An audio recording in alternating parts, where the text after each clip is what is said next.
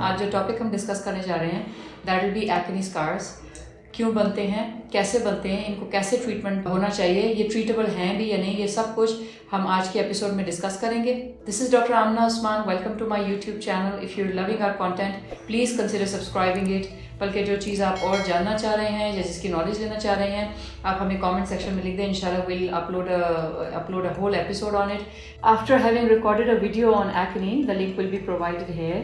The detailed video. आज हमने सोचा कि जब acne ठीक हो जाती है तो उसके स्कार्स रह जाते हैं, तो उसके ऊपर भी हमें एक वीडियो रिकॉर्ड करनी चाहिए। सबसे पहले तो ये कि जब आपने एक्ने स्कार्स को ट्रीट करना है तो मेक श्योर दैट आपके एक्ने का ट्रीटमेंट कंप्लीट हो चुका हो। बिकॉज आप स्कार्स का ट्रीटमेंट ले रहे हैं, स्कार्स का treatment is generally pretty expensive. आपको एक्ने रीकर कर रही है तो उसका फिर कोई फायदा नहीं होगा। स्कार के ट्रीटमेंट के भी उस तरह रिजल्ट्स नहीं आएंगे और एक्ने भी रीकर कर रही होगी and you will be very unsatisfied. तो पहले primarily fix your acne and then or treat your acne and then fix your scars. Number 1. Number 2 ये कि बहुत सारे पेरेंट्स और बहुत सारे बच्चे और बहुत सारे हमारे क्लाइंट्स ये समझते हैं कि एक्ने के स्कार्स अनट्रीटेबल हैं। So this is a good news for them कि एक्ने के स्कार्स अगर ये कहें कि 100% ट्रीट हो जाते हैं तो यस, जो सम टाइप्स ऑफ स्कार्स हैं वो 100% भी ट्रीट हो जाते हैं और कुछ तरह के जो स्कार्स हैं उसके अंदर अगर 100% नहीं तो 70-80% इंप्रूवमेंट का चांस है।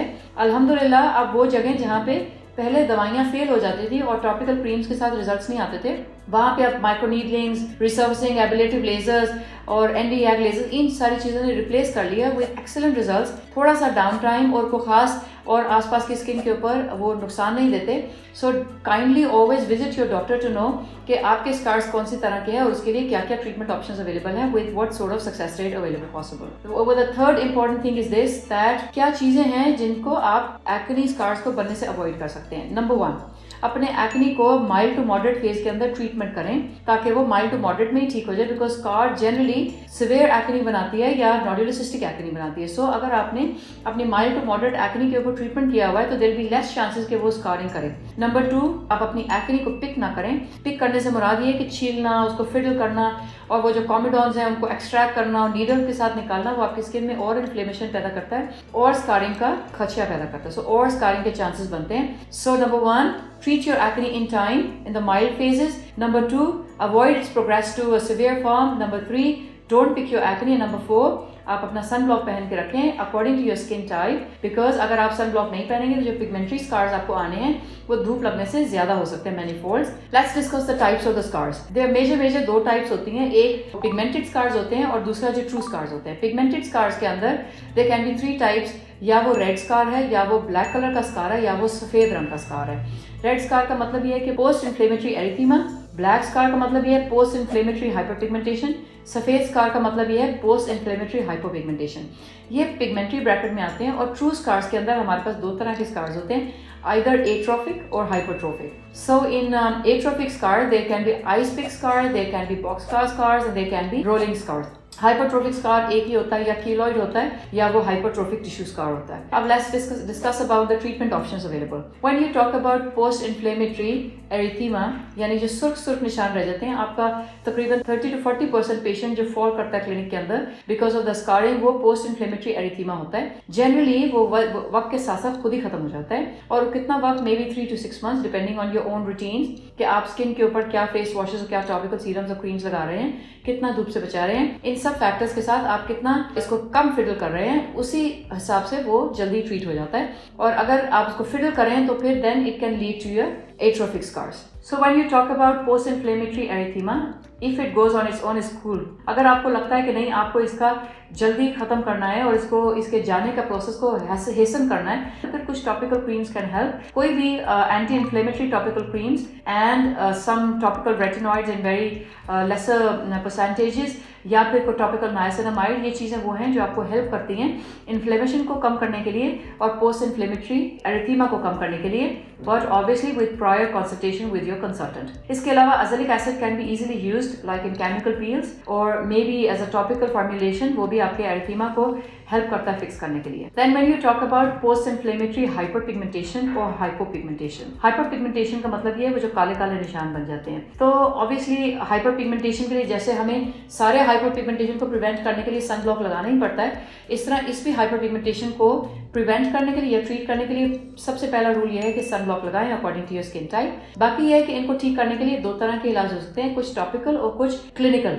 टॉपिकल ट्रीटमेंट्स के अंदर हर वो इंग्रेडिएंट जो हम हाइपर पिगमेंटेशन को कम करने के लिए यूटिलाइज करते हैं, जैसे कि नाइसिनामाइड, जैसे कि लैक्टिक एसिड, जैसे कि ग्लाइकोलिक एसिड, जैसे कि एजिलिक एसिड, जैसे कि आपके जो भी केमिकल पीलिंग एजेंट्स हैं, हाइड्रोक्विनोन, ट्राइनेक्सामिक एसिड, विटामिन सी, ये सब चीजें आपके पोस्ट इन्फ्लेमेटरी हाइपरपिगमेंटेशन को कम करने के लिए हेल्प कर सकते हैं। कुछ PIH post inflammatory hyperpigmentation can go on its own, but some of the hyperpigmentation needs to be treated properly and promptly.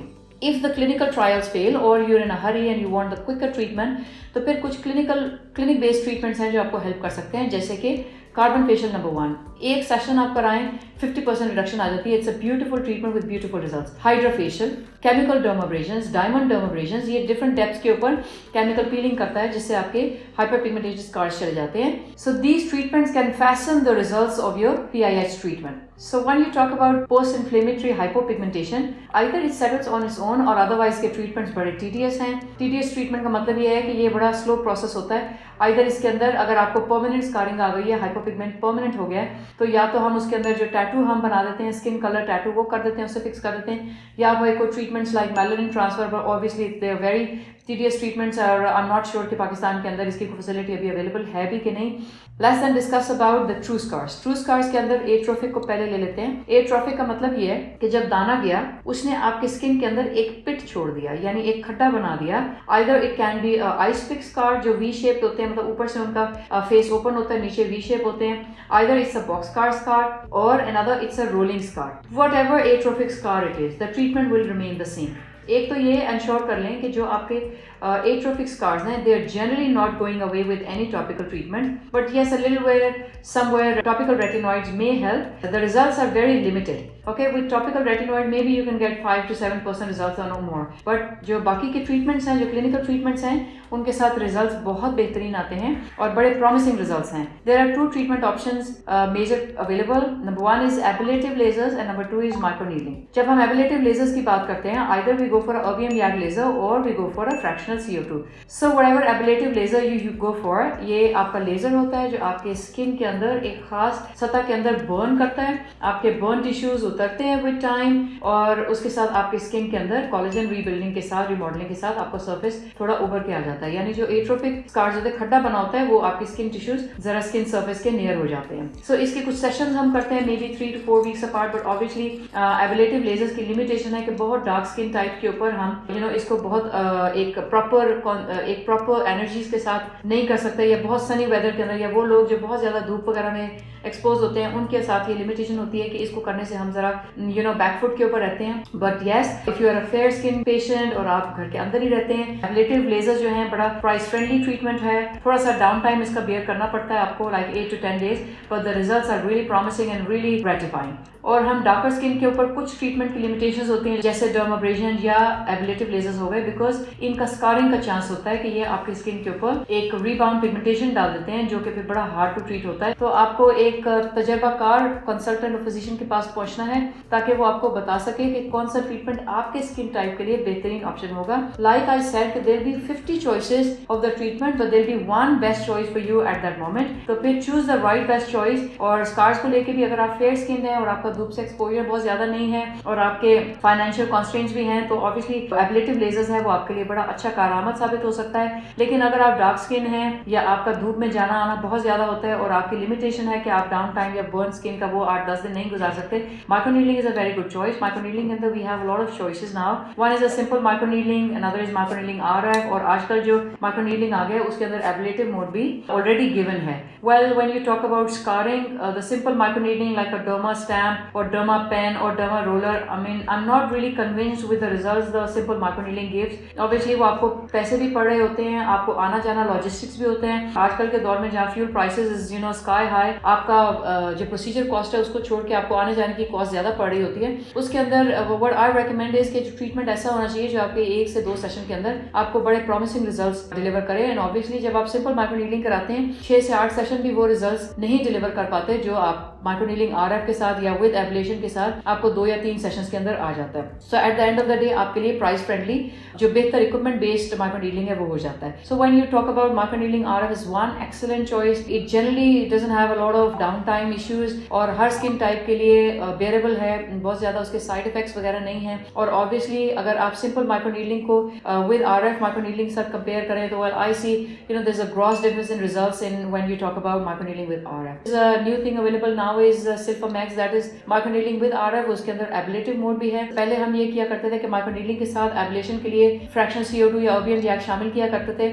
अब कुछ इक्विपमेंट्स के अंदर ये ऑलरेडी गिवन है विच ऑलरेडी ऑब्वियसली वो आपके रिजल्ट्स को फर्दर एनहांस कर देता है और आपके नंबर ऑफ सेशंस को रिड्यूस कर देता है, but obviously the price of the treatment goes higher. So what I recommend is always visit a consultant, an expert or professional for the decision making, because ये सारे treatment choices available हैं, but there'll be one best for you at that particular time, depending on the skin type, depending on your work routine, depending on your pocket, depending on a lot of other factors that you might not think it's significant, but the doctor will help you decide better. Okay, in 2 treatments के अलावा यानी ablative lasers और microneedling के अलावा what is the third choice you have is chemical peels, dermabrasions, either chemical or diamond tip. हम इसको detail के अंदर फर्दर एपिसोड के अंदर डिस्कस कर लेंगे।